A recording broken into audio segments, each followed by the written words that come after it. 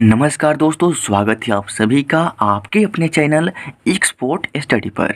जी दोस्तों, आज के इस वीडियो में अगर भिन्न का जोड़ और भिन्न का घटाव एक ही क्वेश्चन में कॉम्बिनेशन दिया रहे तो इस तरह के क्वेश्चन को कैसे सॉल्व करते हैं, आसान तरीका क्या है ना, हम इस वीडियो में सीखेंगे। और इस वीडियो को देखने के बाद अगर आपके सामने कोई भी भिन्न का जोड़ या भिन्न का घटाव का क्वेश्चन आता है या दोनों का कॉम्बिनेशन क्वेश्चन आता है ना, तो आप उसको काफ़ी आसान तरीका से सॉल्व कर पाएंगे, क्योंकि इस वीडियो में ना आपको काफ़ी आसान तरीका बताया जाएगा। तो अब देखिए हमारा क्वेश्चन क्या है। तो हमारा क्वेश्चन यहाँ पर दिया गया है, क्वेश्चन दिया गया है 10/3। ये 10/3 क्या है? तो ये 10/3 जो है ना एक भिन्न है। भिन्न क्यों है? क्योंकि भिन्न का रूप होता है P/Q और ये जो है P/Q के रूप में है। अब देखिए भिन्न हो गया, और भिन्न में इस बाटा के ऊपर वाला जो नंबर है ना इसको अंश बोलते हैं, और इसी बाटा के नीचे वाला जो नंबर है ना इसको हर बोलते हैं। तो अंश का मान 10 है और हर का मान 3 है। ठीक उसी तरीक़ा से ये भी 11/6 एक भिन्न है। इसमें अंश का मान 11 है और हर का मान 6 है। अब देखिए यहाँ पर माइनस का चिन्ह है। अब देखिए यहाँ पर भी एक भिन्न है, तो इसमें अंश का मान 12 है और हर का मान 5 है। अब देखिए पहले भिन्न में जोड़ना है दूसरा भिन्न और फिर इसी में से घटा देना है तीसरा भिन्न, यानी एक साथ जोड़ना है और घटाना भी है। तो कैसे करेंगे भिन्न का जोड़ और घटाव? तो देखिए डरना नहीं है, काफ़ी आसान है। देखिए करना क्या है, देखिए इस भिन्न में हर संख्या क्या है, तो हर का मान यहाँ पर 3 है, इस भिन्न में हर का मान 6 है और इस भिन्न में हर का मान 5 है। तो 3, 6 और 5 इन तीनों भिन्नों का जो हर संख्या है ना उसका हमको सबसे पहले एलसीएम यानी लघुत्तम समापवर्तक निकालना होगा। तो दोस्तों जब हम 3, 6 और 5 का एलसीएम निकालेंगे ना, तो इसमें का 3 और 6 ये दोनों संख्या जो है 3 से कट जाएगा। तो एलसीएम का नियम यह होता है ना कि अगर कोई भी दो संख्या किसी भी एक नंबर से कट रहा है ना तो हम उसको कटा देंगे, और वह जो नंबर है ना जिस संख्या से कटाएंगे ना वह कम संख्या होना चाहिए। तो 3 जो है ना कम संख्या है 3 और 6 को कटाने के लिए। तो हम यहाँ पर लिखेंगे 3, और 3 के पहाड़ा में 3 है, एक बार में कम है तो कमा। 3 के पहाड़ा में 6 है, 3 दूनी के 6 दो बार में कम है तो कमा। 3 के पहाड़ा में 5 नहीं है, तो अगर 3 के पहाड़ा में 5 नहीं है ना तो 5 को कुछ भी नहीं करना है, 5 को जैसे के तैसे उतार देना है। अब देखिए यहाँ पर है 2 और यहाँ पर है 5, तो ये 2 और 5 जो है दोनों संख्या कभी भी किसी भी एक संख्या से एक साथ नहीं कटेगा, 2 और 5। तो ये जो हम आगे नहीं कटाएंगे, अब क्या करेंगे, गुना करेंगे।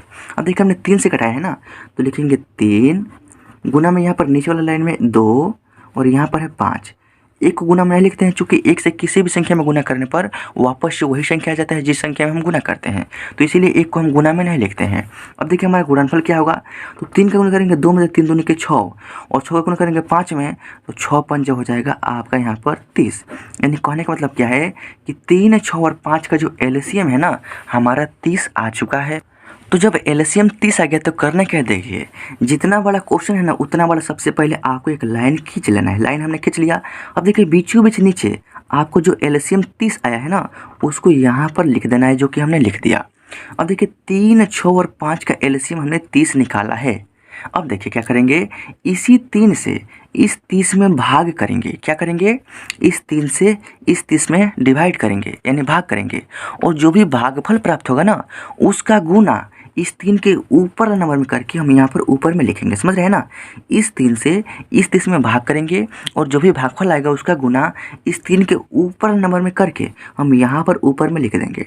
तो जब 3 से भाग करेंगे 30 में ना, तो 3 दाएं के 30 यानी 3 से जो है 30 जो है ना 10 बार में कटेगा। चूँकि 3 के पढ़ा पर 10 बार पढ़िएगा ना, तो 3 दाएं के 30 होगा यानी 10 बार में कटेगा, तो वही 10 हमारा भागफल हो गया।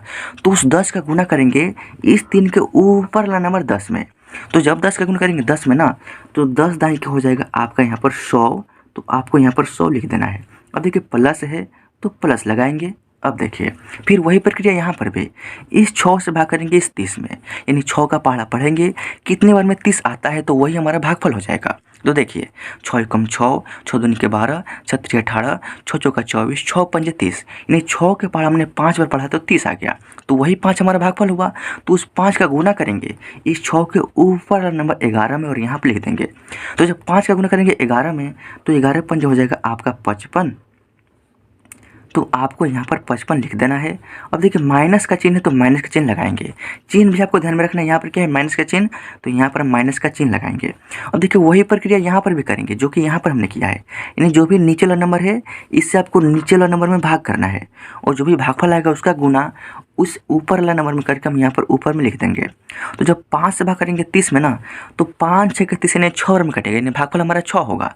और उस 6 का गुना करेंगे इस 5 के ऊपर वाला नंबर 12 में, तो जब 12 गुना करेंगे 6 में ना, तो 12 6 का हो जाएगा आपका यहाँ पर 72, जो कि मैंने यहाँ पर 72 लिख दिया। अब देखिए यहाँ पर क्या है 100, इसके पहले क्या है यहाँ पर कोई भी चिन्ह नहीं है। तो अगर किसी भी संख्या के पहले कोई भी चिन्ह नहीं रहता है ना, तो वहाँ पर प्लस छिपा रहता है। यानी 100 के पहले कोई भी चिन्ह है ना, तो यहाँ पर प्लस छिपा रहता है, प्लस लिखा नहीं जाता है। मैंने आपको समझाने के लिए जो है यहाँ पर प्लस लिख रहा हूँ। तो देखिए 100 जो है प्लस में है, 55 के पहले क्या है प्लस का चिन्ह है, तो ये भी प्लस में है, लेकिन 72 जो है माइनस में है। तो सबसे पहले दो संख्या प्लस में है, तो इन दोनों को आपस में जोड़ेंगे। तो जब 100 में जोड़ेंगे 55 ना, तो आपका हो जाएगा यहाँ पर 155 हो जाएगा। देखिए माइनस है तो माइनस 72 है, तो 72 लिख देंगे। बाटा में क्या है 30, तो बाटा में 30 जो है ना हम यहाँ पर लिख देंगे, जो कि हमने यहाँ पर लिख दिया है। अब देखिए 155 में से घटाना है 72 और 30 से क्या करना है भाग कर देना है। तो चलिए घटाने का प्रयास करते हैं। यहाँ पर देखिए सबसे पहले इस 5 में से 2 घटाएंगे ना, तो यहाँ पर आपका आएगा 3। उसके बाद इस 5 में से 7 तो घटेगा नहीं, तो हम 1 और 5 15 में से 7 घटाएंगे ना, तो यहाँ पर होगा आपका 8। अब देखिए बाटा में 30 है, तो यहाँ पर भी हम बाटा में 30 लिख देंगे। अब देखिए 83 बटा 30 ये हो गया हमारा इस क्वेश्चन का फाइनल आंसर। और इसी तरीका को यूज करके अगर भिन्न का जोड़ और भिन्न का घटाव एक ही क्वेश्चन में आएगा ना, तो आपको सॉल्व कर लेना है। यही तरीका होगा, चाहे क्वेश्चन जो भी हो, चाहे अंक जो भी हो, चाहे आंसर जो भी आए, लेकिन तरीका आपको यही यूज करना है। तो दोस्तों अगर वीडियो अच्छा लगा हो तो वीडियो को लाइक कर दीजिएगा, और इस चैनल पर पहली बार आए हैं तो इस चैनल को सब्सक्राइब जरूर कीजिएगा, ताकि आपको न्यू वीडियोज़ का नोटिफिकेशन आपको मिलता रहे, और आपकी जो भी मैथ की तैयारी हमेशा चलती रहे, और आपका मैथ जो है ना काफ़ी स्ट्रांग हो जाए, और आप जो है किसी भी क्वेश्चन को इस टाइप का जो क्वेश्चन है उसको सॉल्व कर सकें।